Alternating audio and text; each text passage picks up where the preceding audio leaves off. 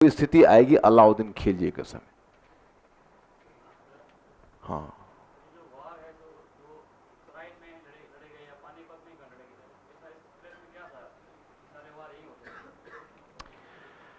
देखो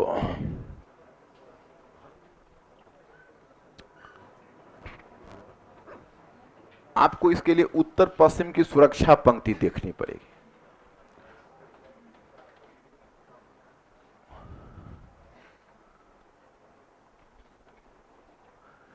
ये जो देख रहे हो ये हुआ काबुल, ये हुआ काबुल, ये हुआ गजनी और ये हुए कांधार। इसको कहते हैं काबुल, गजनी, कांधार सुरक्षा पंक्ति। ये भारत की वैज्ञानिक सुरक्षा पंक्ति थी। तो अगर किसी भी शासक का इस सुरक्षा पंक्ति पर नियंत्रण रहता तो कोई विदेशी आक्रमणकारी बाल बांका भी नहीं कर सकता था, क्योंकि अगर उसको खैबर दर्रे से आना है या बोलन दर्रे से आना है तो अगर कांधार उसके हाथ से निकल जाएगा हिंदुस्तान के हाथ से तो बोलन दर्रा खुल जाएगा, और अगर काबुल निकल गया, काबुल और गजनी, तो खैबर दर्रा खुल जाएगा। और काबुल, गजनी और कांधार तीनों रीजन पर अगर नियंत्रण है तो ना उसके लिए खैबर दर्रा खुल सकता ना बोलन दर्रा खुल सकता, क्योंकि यहां उस दर्रा तक पहुंच ही नहीं पाएंगे तो घुसेंगे कैसे हिंदुस्तान। लेकिन हिंदुस्तान के इंडिया के इतिहास में बहुत कम ऐसा समय रहा है जब किसी शासक का इस वैज्ञानिक सुरक्षा पंक्ति पर नियंत्रण रहा है। इस पर मौर्यों का नियंत्रण रहा था। दूसरी बात आपको यह भी है, ये जो रीजन तुम देख रहे हो, ये रीजन हमेशा पश्चिम एशिया और मध्य एशिया तथा भारत के साम्राज्य के बीच हमेशा विवाद का विषय रहा है, क्योंकि जो भारत में जो साम्राज्य बनाएगा वो चाहेगा इस क्षेत्र पर जिसका नियंत्रण हो जाएगा, उसका मतलब है कि पश्चिम एशिया और मध्य एशिया के व्यापारिक मार्ग पर उसका नियंत्रण हो जाएगा, तो उसकी बड़ी तरक्की होगी। जैसे मौर्यों ने इन व्यापारिक मार्गों पर नियंत्रण बनाए रखा तो मौर्यों के समय बड़ी व्यापार की तरक्की हुई। कुषाणों ने नियंत्रण बनाए रखा तो रेशम मार्ग ही उस समय सिल्क मार्ग पर ही भारत का कीतुती बोलती थी, तो उससे ट्रेंड का काफी डेवलपमेंट हुआ। लेकिन इस मार्ग पर से जब नियंत्रण हट जाता था तो आपका मध्य एशिया और पश्चिम एशिया के व्यापार के लिए बाहर की शक्ति पर डिपेंड करना पड़ता था कि वो शक्ति फ्रेंडली है या अनफ्रेंडली है। जैसे यहाँ पर मंगोल सक्रिय हो जाएंगे तो इधर का व्यापार डिस्टर्ब होना शुरू होगा। जैसे तुम आगे सुनोगे कि बलबन के समय अच्छे किस्म के घोड़े हिंदुस्तान में नहीं आ पाते थे, क्योंकि उनका पूरा रूट ही मंगोलों ने बंद किया हुआ था उस समय। तो भारत में जो इंडिया ब्रीडेड हॉर्सेस है उसका उपयोग होता था, और इंडिया में हॉर्स ब्रीडिंग अच्छी नहीं होती। हॉर्स के मामले में हम लोग हमेशा पीछे रहे, और अच्छी क्वालिटी के हॉर्स के लिए हमेशा बाहर से आयात होता रहा। वो या तो आप मध्य एशिया खोरासान से हॉर्स आते थे या फिर अरब क्षेत्र से अरबी किस्म के हॉर्स आते थे, वो बहुत ही उत्तम क्वालिटी के हॉर्स होते थे। ये हिंदुस्तान की वैज्ञानिक सीमा रेखा थी। उसके बाद दूसरी सीमा रेखा, अगर यह सीमा रेखा से आपका नियंत्रण हो गया तो आपको संतोष करना है सिंधु नदी की रेखा पर, क्योंकि सिंधु नदी के आसपास अगर आप दुश्मन की सेना को रोकने में कामयाब हो गए तो अभी हिंदुस्तान में बहुत हद तक सुरक्षा उत्तर पश्चिम की हो जाएगी। लेकिन सिंधु नदी से ले पर के सुरक्षा पंक्ति से अगर आपका निकल गया तो फिर झेलम, चिनाब, रावी, सतलज यहाँ पर रोकना मुश्किल हो जाता था। तब एक सुरक्षा पंक्ति बनती थी जो लाहौर है तुमको रावी नदी, लाहौर, मुल्तान और दीपालपुर, जो पंजाब और हरियाणा के साइड में था। तो लाहौर, मुल्तान, दीपालपुर की एक सुरक्षा पंक्ति बलबन ने बनाई थी, और बलबन ने अपने बड़े बेटे मोहम्मद को इसी सुरक्षा पंक्ति पर नियुक्त किया था। और फिर इसके बाद एक सुरक्षा पंक्ति बलबन ने बनाई थी सुनाम, समाना और भटिंडा, जिस पर वो अपने बेटे बुगरा खां को नियुक्त किया था। तो ये दोनों सुरक्षा पंक्ति मध्यकाल में बलबन के द्वारा डेवलप था, वैसे पहले से ये डेवलप नहीं था। तो अब ये सुरक्षा पंक्ति बन गई। इसका मतलब है कि पहले दुश्मन की सेना को ये वैज्ञानिक सुरक्षा पंक्ति रोक सकती थी, लेकिन वैज्ञानिक सुरक्षा पंक्ति सल्तनत काल में हुई ही नहीं। सल्तनत काल में तो लाले पड़ गए। सिंधु नदी से ब्यास नदी तक भारत की सुरक्षा माने उत्तर पश्चिम की सीमा ब्यास नदी तक पहुंच गई। तो ब्यास नदी तक जब पहुंच गई तब वही बलबन ने बनाया था दो लाहौर और मुल्तान, दीपालपुर का, और दूसरा सुनाम, समाना और भटिंडा की सुरक्षा पंक्ति। तो जब अगर आपका शत्रु पक्ष सिंधु नदी क्रॉस कर जाएगा, लाहौर मुल्तान सुरक्षा पंक्ति क्रॉस कर जाएगा और सुनाम, समाना, भटिंडा वाली सुरक्षा पंक्ति क्रॉस कर जाएगा, तो उसके बाद यहाँ जो रूट पड़ता है वो बिल्कुल ही मैदानी भाग है। ऐसे जहां पर शत्रु की सेना के बीच कोई अवरोध नहीं है, वो सीधे दिल्ली की तरफ कूच कर देगा। और दिल्ली की तरफ कूच कर देगा तो दिल्ली के पास थोड़ा संकरा हो जाता था, और दो खुला मैदान, एक पानीपत का था, एक तराइन का था, जो खुला मैदान था। तो वहां पर जो विदेशी जो सेना आते थे, वो सेना सीधे मार्च करते हुए जो वो चलते थे पंजाब हरियाणा क्रॉस करके, तो हरियाणा से मतलब पंजाब के हरियाणा होकर, और जो तुम देखते हो दिल्ली के बीच, तो हरियाणा और दिल्ली के बीच ओपन फील्ड था, जहां सीधे उनको यहां आना संभव हो जाता था। और दिल्ली स्थित जो भी शक्ति होती थी उसको अंतिम बचाव अधिकतर पानीपत में करता था, क्योंकि पानीपत दिल्ली का गेटवे थे, आज भी वो एनसीआर है। तो कोई गुंडा अगर आपके दरवाजे पर पहुंच जाए और पहुंचने लगे, तो कम से कम आप यह चाहते हो कि हम दरवाजे वाली सड़क पर निर्णायक युद्ध करें। आप देखो पानीपत में दिल्ली स्थित तभी कोई भी शक्ति डेस्परेट वॉर किया है जब उत्तर पश्चिम की सुरक्षा पंक्ति कंप्लीट ध्वस्त हो गई है।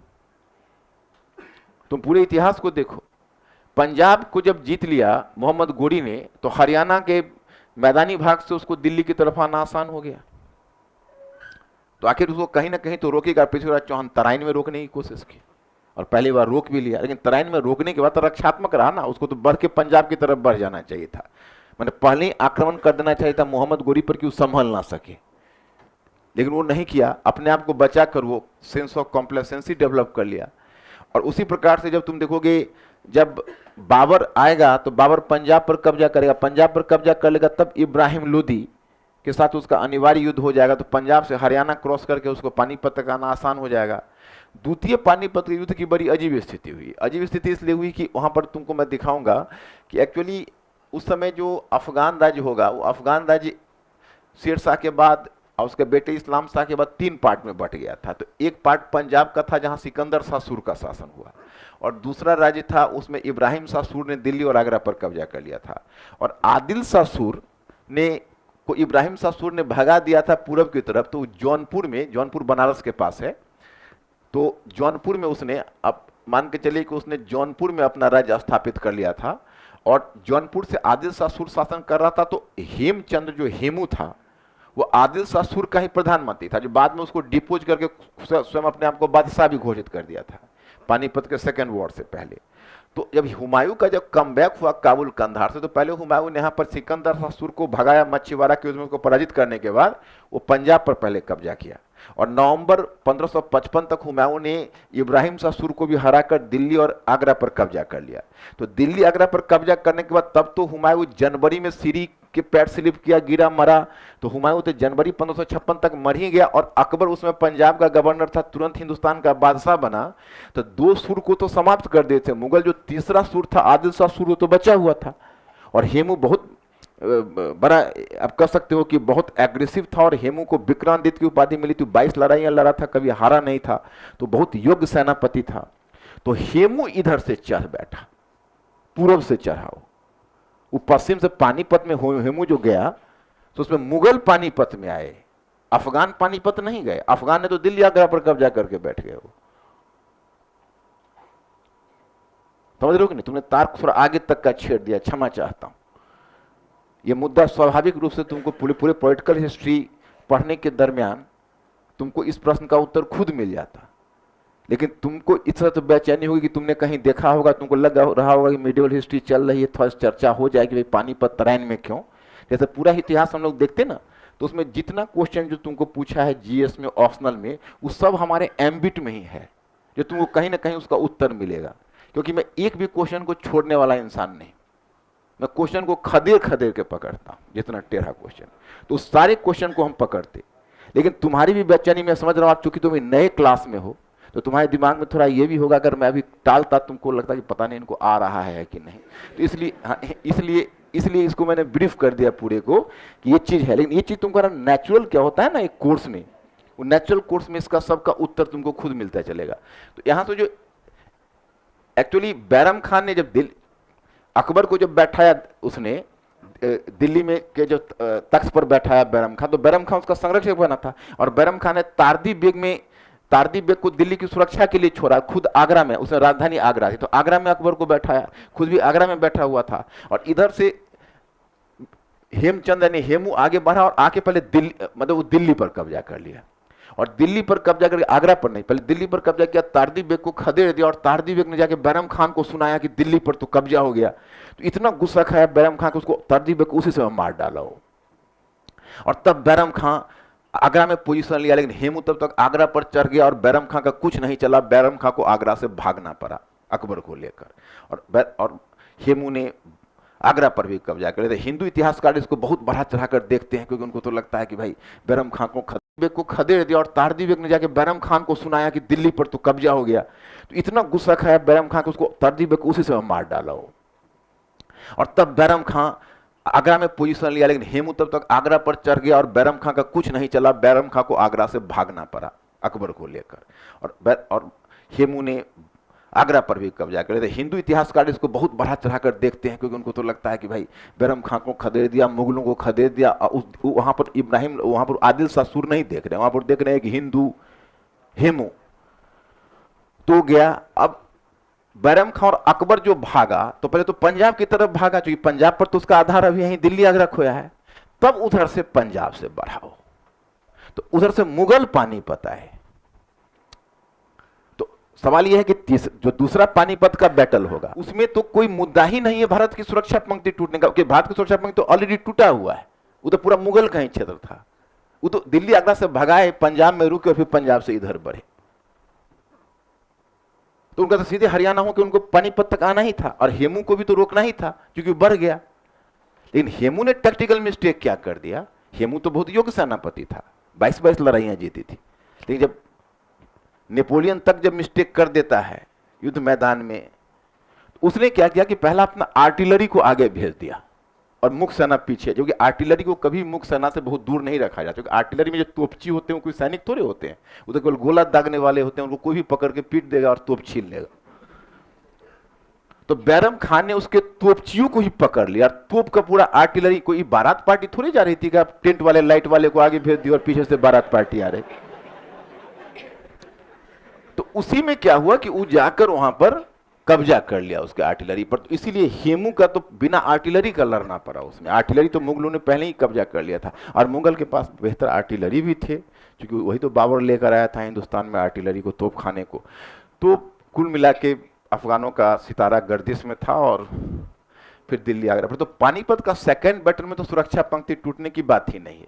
फिर थर्ड बैटल में तुम देख रहे हो कि अहमद शाह अब्दाली तो पहले ही पंजाब पर कब्जा करके 1848 में बैठा हुआ है, और महमूद गजनी की तरफ पंजाब से बार बार दिल्ली पर हमला कर रहा है। हाँ, एक बार मराठों ने जरूर यह किया कि मराठे गए, वो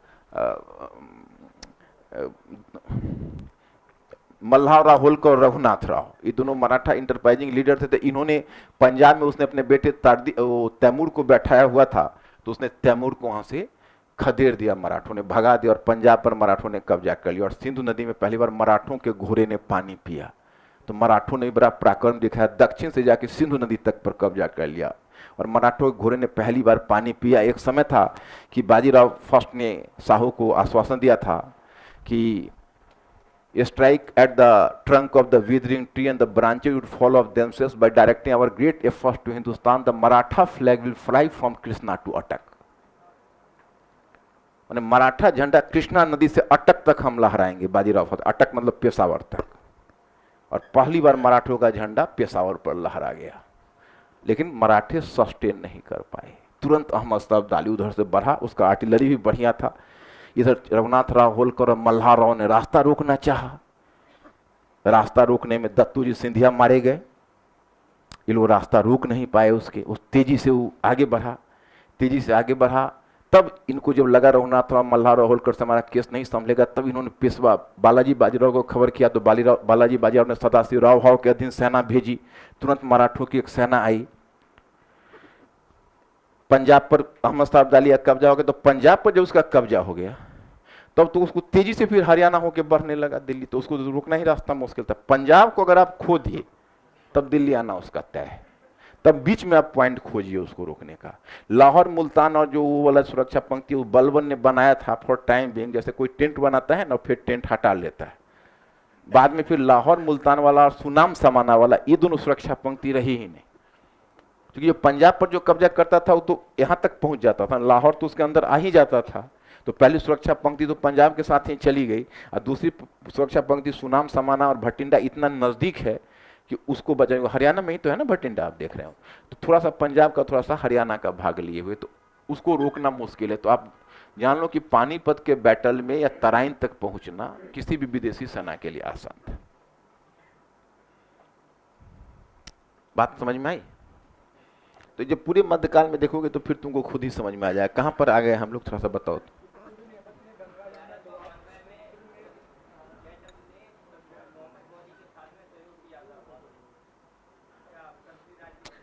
ये सब मिथक छोड़, जब इतिहास पढ़ते हो तो किस्सा कहानी में विश्वास मत करो। जयचंद क्यों, जयचंद और मोहम्मद गोरी की तो कोई मुलाकात में नहीं हुई है। आप पृथ्वीराज रासो की कहानी बताओगे तो कैसे होगा? जब इतिहास पढ़ते हो, जैसे घर पर जो इतना मिथक पढ़े हो ना पीछे, उसको छोड़ आओ घर पर ही, और यहाँ पर केवल इतिहास पढ़ो। ये सब किंवदंतियां हैं, मिथक है। संयोगिता और पृथ्वीराज का जो विवाह है, ये सब फिर दूसरी चीज है जो संयोगिता हरण, इस सब का इतिहास में कोई विशेष महत्व नहीं है। वह कि भाई उत्तर भारत का दो प्रमुख राज्य था, कन्नौज और दिल्ली और अजमेर, तो दोनों गंगा यमुना द्वार पर अपना प्रभुत्व बनाकर रखना चाहते थे। दोनों की महत्वाकांक्षा टकरा रही थी, उसी को लोग कहानी, विवाह, ये वो, ये सब इतिहास नहीं, सबको इग्नोर कर जाओ, है ना। अभी मैं समझ रहा हूँ, अभी वही जो तुर्क जब इस्लाम हुए तभी नए मुल्ला का उत्साह है, तो अभी ये सब कहानियां तुम्हें बहुत परेशान करेगी। अभी तुम किस्सा कहानी में उलझोगे, और हमारा टेंशन ये है कि हम फटाफट क्वेश्चन करें, जो क्वेश्चन पर ध्यान जाए। क्वेश्चन में यूपीएससी में तो क्वेश्चन का कोई महत्व नहीं। देखो, दो तरह के इतिहास है।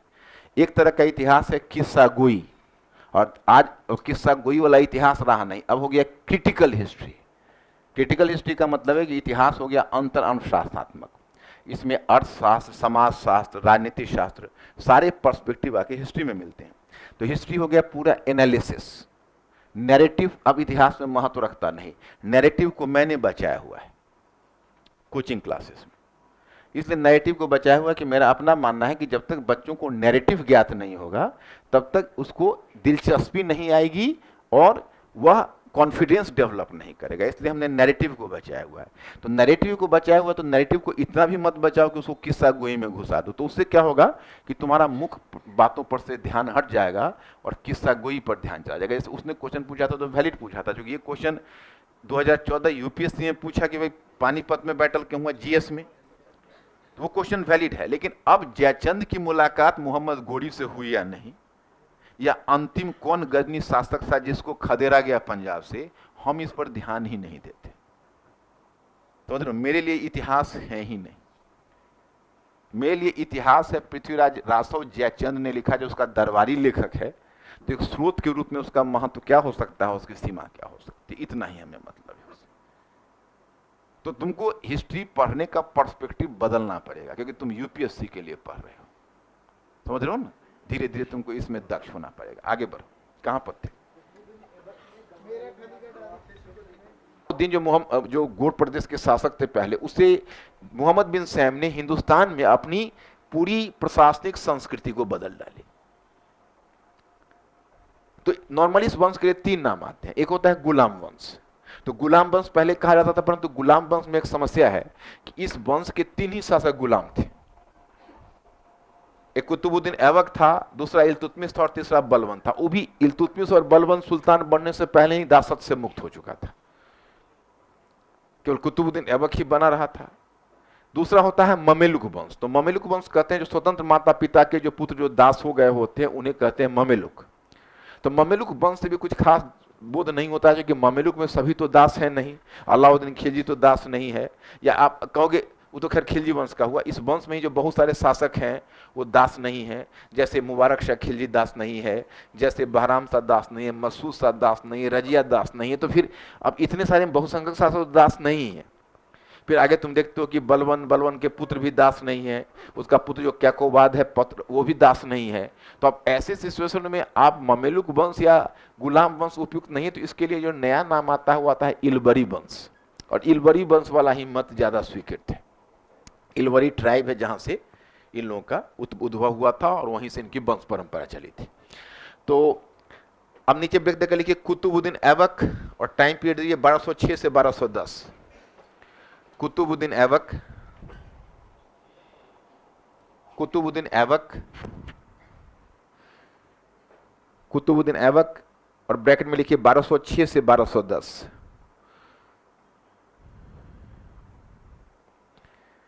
आप डैश देकर लिखिए कि हिंदुस्तान में कुतुबुद्दीन ऐबक के शासन काल को, हिंदुस्तान में कुतुबुद्दीन ऐबक के शासन काल को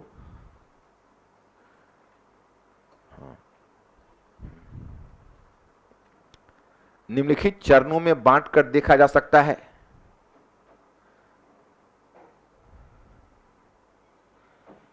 निम्नलिखित चरणों में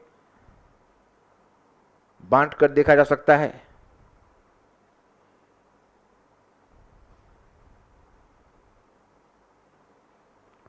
देखा जा सकता है।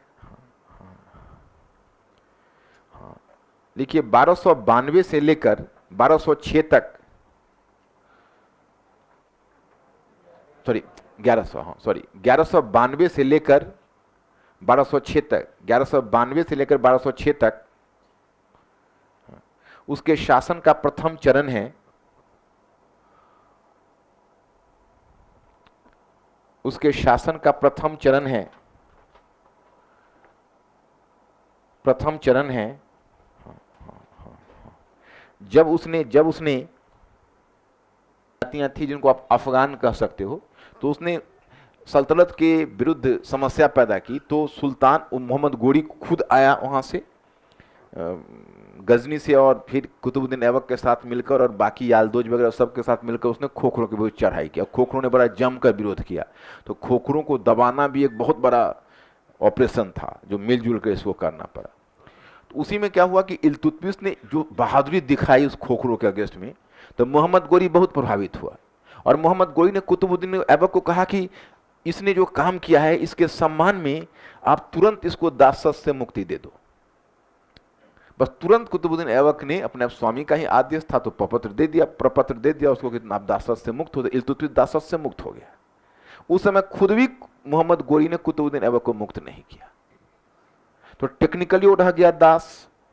तो अब उसका सिंहासनारोहण तो हुआ लेकिन वो सुल्तान का पद ग्रहण नहीं किया। तो 1208 में एक बहुत दूर का संबंधी था मोहम्मद गोरी का, और उस संबंधी से उसने एक तरह से दासत से मुक्त का प्रपत्र ले लिया। तो जो उसे मिल गया तो टेक्निकली ये मुक्त हो गया 1208 में, लेकिन फिर भी इसने सुल्तान की उपाधि नहीं ली और 1210 तक शासन करता रहा। वहां में तो अचानक डेथ हो गया, उसका एक्सीडेंटल डेथ हुआ, आपको मैंने बताया ही था, घोड़े से गिरकर। तो अब यहां पर नीचे ब्रेक देकर लिखिए, हेडिंग देकर, कुतुबुद्दीन ऐबक की उपलब्धियां, कुतुबुद्दीन ऐबक की उपलब्धियां, उपलब्धियां।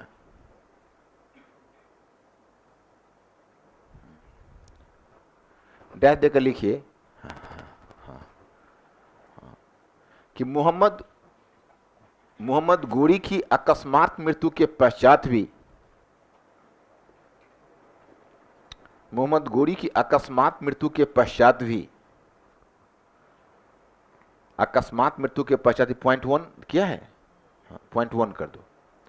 मोहम्मद गोरी की अकस्मात मृत्यु के पश्चात भी उसने सल्तनत के अधीन राज्य को,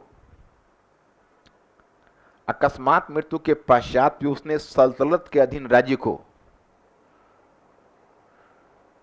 सल्तनत के अधीन राज्य को बिखरने नहीं दिया, सल्तनत के अधीन राज्य को बिखरने नहीं दिया, राज्य को बिखरने नहीं दिया, बल्कि उसकी एकता और अखंडता बनाए रखी।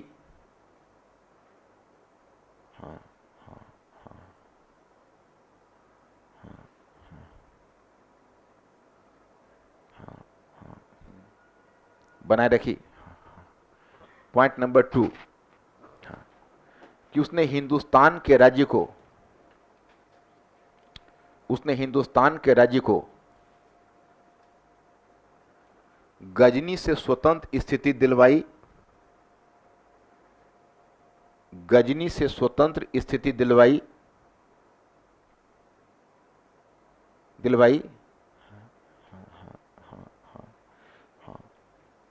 तथा इस क्रम में गजनी पर आक्रमण कर, इस क्रम में गजनी पर आक्रमण कर याल्दूज की महत्वाकांक्षा को नियंत्रित किया,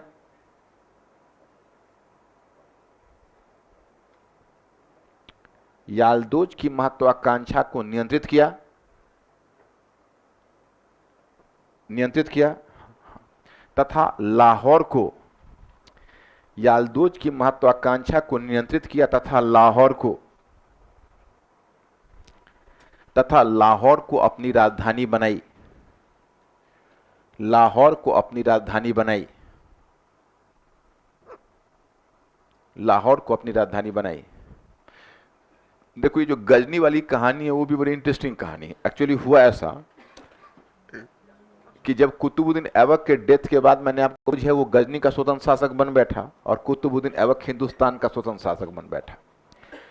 तो याल्दूज ने कुतुबुद्दीन ऐबक को प्रस्ताव दिया कि आप हमारी अधीनता स्वीकार कर लो, क्योंकि हिंदुस्तान तो कभी गजनी से स्वतंत्र रहा नहीं है, हिंदुस्तान तो गजनी का अधीनस्थ राज्य है। तो अगर गजनी का हिंदुस्तान अधीनस्थ राज्य है तो आप तो हमारे अधीनस्थ शासक हुए, तो आप हमारी अधीनता स्वीकार कर लो। इसी पर कुतुबुद्दीन ऐबक ने क्रुद्ध होकर गजनी पर आक्रमण कर दिया, गजनी पर आक्रमण कर दिया और गजनी पर कब्जा कर लिया। तो 40 दिन तक याल्दूज भागा रहा, गजनी में प्रवेश ही नहीं किया।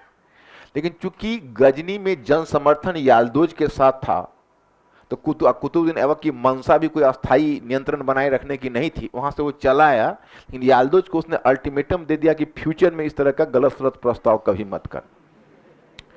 और उसके बावजूद उसको संतोष नहीं हुआ, उसको लगा कि याल्दूज फिर न कहीं आगे कोई शरारत करने की कोशिश करे, इसलिए उसने जानबूझ के अपनी राजधानी लाहौर को बनाई ताकि लाहौर से हम गजनी पर भी नजर रख सके कि उधर से आने का प्रयास ना करे। तो इस तरीके से तुम देखते हो। पॉइंट नंबर 3 लिखिए, लिखिए हाँ हाँ हाँ हाँ लिखिए हाँ। अपने अल्पकाल के शासन में भी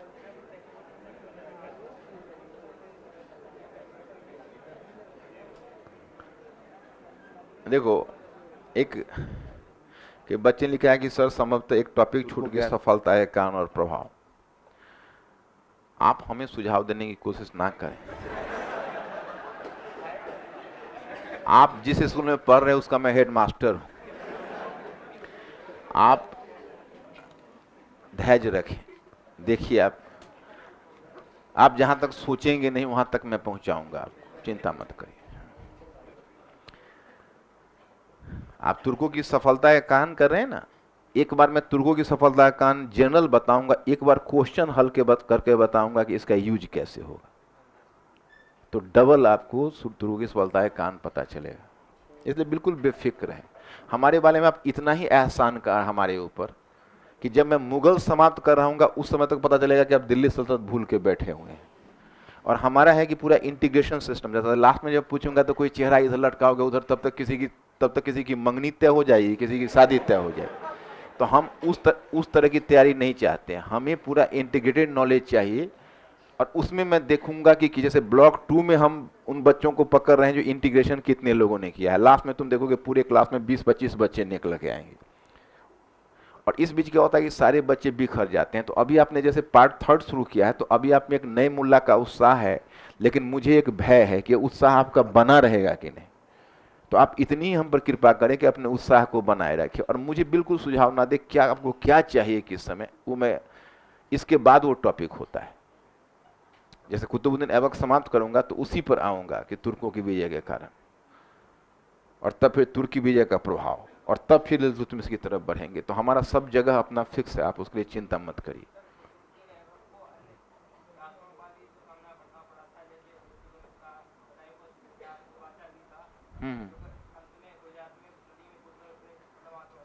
सही है, कुतुबुद्दीन ऐबक को तो कुबाचा को तो कुछ क्षेत्र मिला नहीं, तो याल्दूज और भारत और गजनी के बीच वो दौरा लगा रहा था।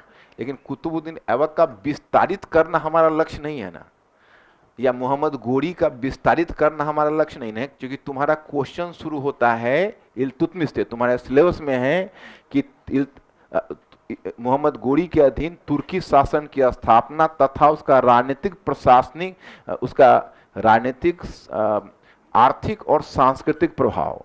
और जो क्वेश्चन तुम्हारा शुरू होता है वो इल्तुतमिश से होता है। तो मोहम्मद गोरी और कुतुबुद्दीन ऐबक जो मैंने दिया हुआ है वो बोनस के रूप में दिया हुआ है। बोनस समझते हो ना, कि ताकि तुम इल्तुतमिश को समझ सको। अब उसमें तुम कुबाचा की कहानी में जाना चाहोगे और याल्दुज की व्यक्तिगत कहानी में जाना चाहोगे तो डाइवर्ट कर जाओगे, इसलिए जानबूझ के मैंने वो छोड़ा हुआ है। जिधर मैं नहीं जा रहा हूँ आप समझ लीजिए कि आपको जरूरत नहीं है। यही इतिहास का जो सिलेबस आपका, चाहे कोई भी विषय का जो यूपीएससी का सिलेबस होता है ना बच्चे, वह यूनिवर्सिटी के 2 वर्ष की खुराक होती है। कितने दिनों के लिए तुम आए हो हमारे पास? 2 वर्ष के लिए आए हो इतिहास पर, तो शांत रहो भी। चलो आगे बढ़ो। हाँ। आपको यूपीएससी में जितनी जरूरत है उससे मोर देन सफिशिएंट मैं दे रहा हूं। बल्कि इसमें बहुत सारे बच्चे हैं जो अच्छी यूनिवर्सिटी के, जो हिस्ट्री से करके आए, फिर भी जब वो यहाँ कर रहे होंगे, हमसे वो बता रहे हो ना बता रहे हो, मैं पूछना भी नहीं चाहता हूं, तो उनको लग रहा होगा कि पहली बार इतिहास यहाँ सीख रहे हैं। समझ रहे हो ना? आराम से एकदम रहो और जो कर रहा हूं करने दो, है ना। व्यक्तिगत कहानी के लिए जगह नहीं है कि कहां पर कुबाचा क्या किया नहीं किया। उस पर क्वेश्चन जिस पर एंगल बनता है वहीं पर काम करना होगा ना। अगर उस एंगल को छोड़ के बढ़ेंगे तो पता चला कि हम लोग दिल्ली सल्तनत में भी अलाउद्दीन खिलजी भी नहीं पहुंच पाए और 1 महीना आराम से बीत गया। तो ये भी ध्यान तो रखना पड़ता है। चलो क्या लिखा? अब देखो, हमारी चिंता है कि हसन निजामी का ताजुल मासिर तुम याद रखोगे या नहीं। अब दूसरा लेखक है फक्र ए मुद्दा बिबीर, उसका नाम लिख दूंगा लेकिन उसके पुस्तक का नाम तुमको लिखवाऊं कि नहीं? उसका नाम पुस्तक का थोड़ा बड़ा है, आदाब उल हर्ब व शुजात। लिखवाऊं? तो लिखिए। हाँ हाँ हाँ लिखिए। हाँ हाँ हाँ लिखिए। हाँ हाँ हाँ हाँ हाँ हाँ दूसरा लेखक। हाँ हाँ दूसरा लेखक आदाब उल आदाब उल हर्ब बा शुजाआत। आदाब उल हर्ब बा शुजाआत का लेखक, आदाब उल वर्ब शुजाआत का लेखक, शुजाआत का लेखक, आदाब उल हर्ब व शुजाआत, इसी में हाइफन देखे, शुजाआत का लेखक फख्र ए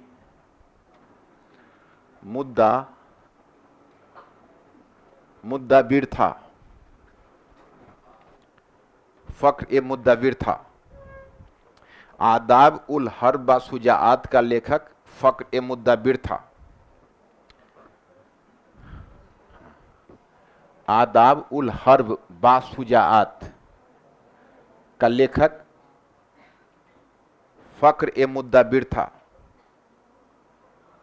फख्र ए मुद्दाबिर था। Are you getting this point और नॉट? हाँ, समझे इस चीज को? एक्चुअली तुम केवल हसन निजामी और ताजुल मासिर का नाम याद रखो। और हसन निजामी और ताजुल मासिर का नाम इसलिए याद रखो कि आगे की जो कृति आएगी वो हसन निजामी के बाद की होगी। और हसन निजामी का सीक्वल होगा मिनहाजुल सिराज का तबकात ए नासिरी, और मिनहाजुल सिराज के तबकात ए नासिर का सीक्वल होगा बर्नी का तारीख फिरोज शाही, और बर्नी के तारीख फिरोज शाही का सीक्वल होगा याहिया बिन अहमद सरहिंदी का तारीख मुबारक शाही। तो तुम लोग इतना काम करो कि जो चीज मैं जिस समय बता देता हूं उसको उस दिन याद कर लो। तुम फख्र ए मुद्दाबिर की पुस्तक को भूल जाओ, उसके लिए मुझे फिक्र नहीं है, बहुत फेमस नहीं है, केवल लंबा सा पुस्तक है, कहीं प्रीलिम्स में वास्ता पड़ जाए तो तुम काम कर सकते हो। मेंस में तुमको ताजुल मासिर याद रखना है, बर्नी की कृति याद रखनी है, शम्स सिराज अफीफ की कृति याद रखनी है, अमीर खुसरो की कृति याद रखनी है, फिर याहिया बिन अहमद सरहिंदी की कृति याद रखनी है। इन कृतियों को तुम्हें याद रखना है, जो बड़ी आसानी से तुमको याद हो जाएगा, कोई बड़ी समस्या नहीं देगा। ध्यान रहे कि जानबूझ के राजनीतिक इतिहास में जो किस्सा गोई पद्धति है उसको अवॉइड करना पड़ता है, उससे तुम्हारा फैक्ट्स भी बढ़ेगा और तुम्हारा मकसद पूरा नहीं होगा। जो चीज मैं यहाँ लिखवा देता हूँ वो परीक्षोपयोगी है। जैसे मैंने तुमको लिखवाया मोहम्मद गोरी के विषय में, तो मोहम्मद गोरी के विषय में जो चीजें हैं वो परीक्षोपयोगी है। अब नीचे ब्रेक देकर हेडिंग दीजिए, लिखिए हिंदुस्तान में तुर्की विजय के कारण। हिंदुस्तान में तुर्की विजय के कारण।